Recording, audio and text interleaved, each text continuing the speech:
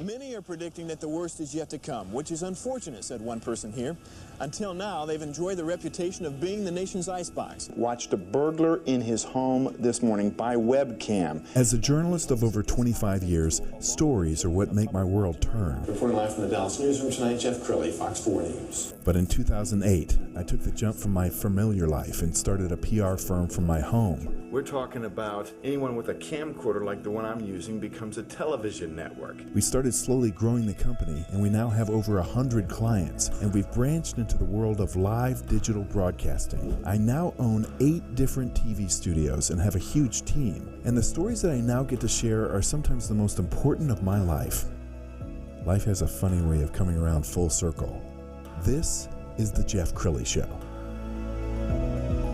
Welcome to my show. Well, thanks to coronavirus, we have millions of parents around the country waking up having to be homeschool mom and dads, and they don't have the first clue how to do it. So joining us to talk about that is Jean Burke. She's known as the college prep genius, and you're a homeschool mom as well. You raised 2.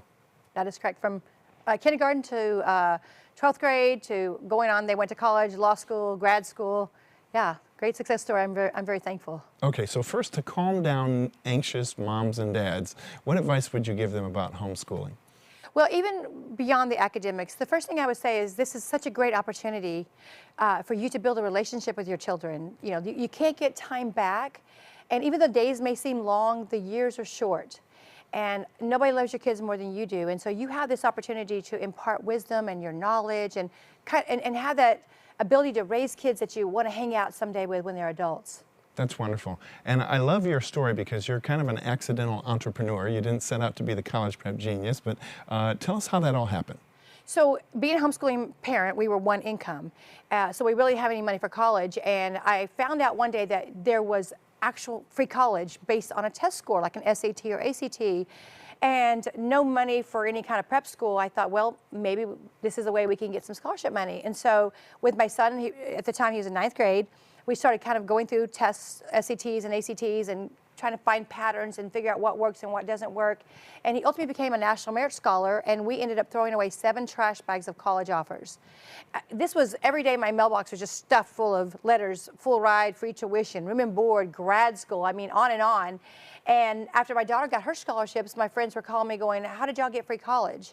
And I thought, well, gosh, I don't know, a little this and a little that. And I put it all together, wrote a book, and started a class about 16 years ago. And we have now had tens of thousands of students go through my program, raise their SAT scores as much as 700 points, ACTs as high as 9 points, National Merit Scholars. Kids have gone to Ivy Leagues for free. Wow, that's amazing. And I've been really impressed with your media prowess. You've been featured on hundreds of radio and television programs, and we're going to roll one clip right now from Channel 5. Getting ready for the SAT can be stressful for high school students, but there are things they can do to help calm nerves and get a better score. Do you remember this Joining piece? me now is the author of College Prep Genius, Jean Burke. Jean, thanks so much for joining us today. Thank you for having me. So what's your best advice for students preparing to take the SAT? Well, I think the number one thing is for students to understand that this is really a logic test. It's not about your IQ, how smart you are. That's why a lot of smart kids bomb it. Really? Okay. So do you have any examples of ways they can more easily answer some of the questions they encounter? Yes. Since every question can be answered in 30 seconds or less, you have to look at the questions very logically.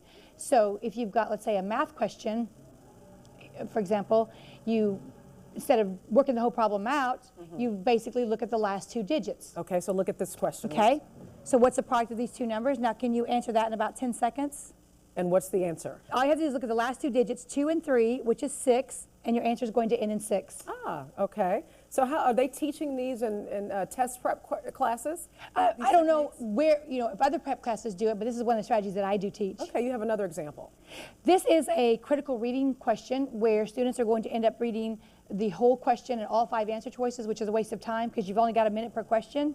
So if you look at the 5 answer choices, notice 3 of them start off with the zoos surrounding buildings, and 2 start off with the panda bear. So now you know that you can eliminate 2 or possibly 3 answers. So the key is to look at the word right before the underlined portion, which is animals. Okay. So we have to modify animals. So we're going to start off with the panda bear. So we can automatically eliminate 60% of our answers about the zoo.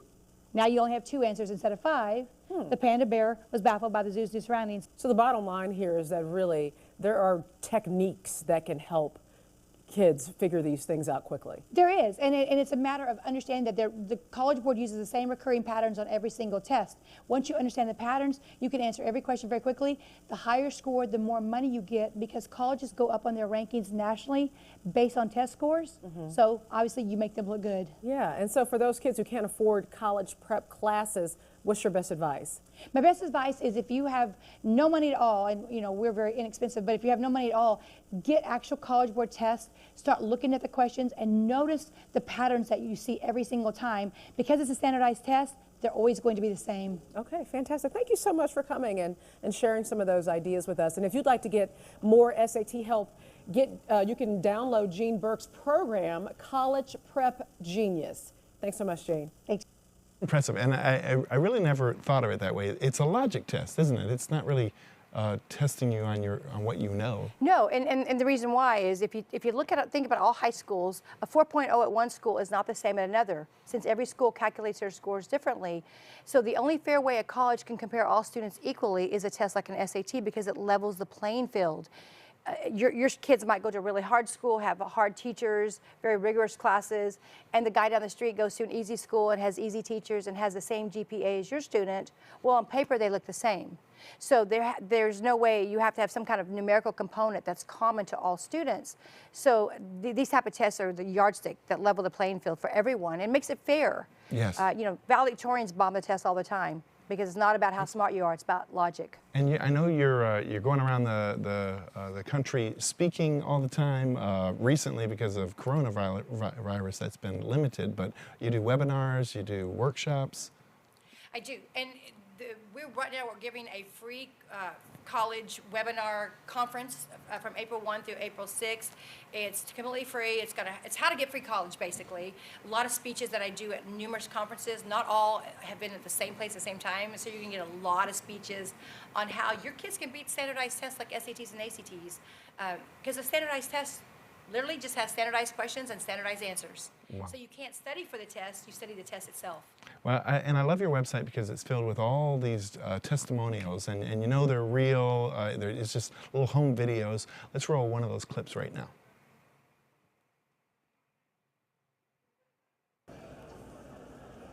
So I went through the College Prep Genius e-course just one time last summer, and even with just doing a half hour, 45 minutes a day, my SAT score skyrocketed 300 points. It was amazing how much progress I've made just in 1 year. Wow, it seems too good to be true. It really does it take a lot of effort on the child's part? So here's the thing, there is no instant success. Mm-hmm. You cannot shortcut the shortcut. It's a program, not a pill. And accuracy before speed. So you learn the strategies, you learn the shortcuts, you learn that every question can be answered in 30 seconds or less, because they give you about a minute per question, and so that's why a lot of students will spend too much time and burn up the clock, because they're doing it the normal way. Some students get it pretty quickly. Some of the more logically minded students kind of see the patterns naturally, and so for those students, a few more little things can put them over the top. But then you have your other students who are more the rule followers. Yes. They're the kids who read every bit of the passage and they work out the math the long way, and they just need more time to rethink their brain and to look at the questions more logically. Does it teach them some life lessons? Because that's kind of like life. Some people can figure out a shorthand to life. Oh, absolutely. And not only does it teach you, what is basically bottom line is how well can you answer questions under pressure. Because it's testing your critical thinking skills, which is a skill that's necessary for all of us going into college and in life. And not only that, you're going to be tested all your life, not just getting into college or getting scholarship money, at your job someday. If you plan on going to law school or med school or grad school, all those tests are just standardized logic tests. That's very cool. To get a hold of her, it's collegeprepgenius.com. Is that right? That is correct. All right, we're going to put her website up along with the domain name. And Jean, thank you. Thank you for being on the show and offering your wisdom, and we'll have to have you back. Thank you, Jeff. Appreciate it. That was great. So that's it for now. We'll see you next time.